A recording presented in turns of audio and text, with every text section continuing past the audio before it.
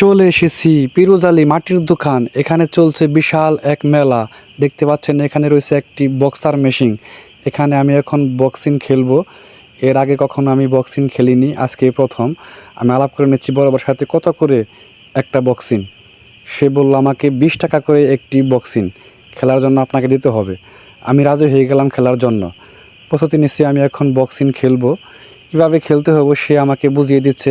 এখানে মারতে হবে, আমি দেখে নিচ্ছি। হ্যাঁ, এখানে মারতে হবে আমাকে। আমি খেলার জন্য প্রস্তুত।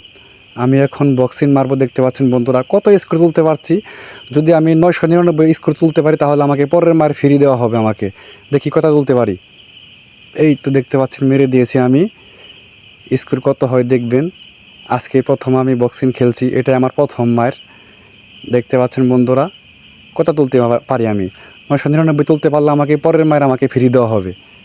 তুলতে পেরেছি 967, আমি তুলতে পারলাম না, ব্যর্থ হয়েছি। দেখতে পাচ্ছেন তাও খুব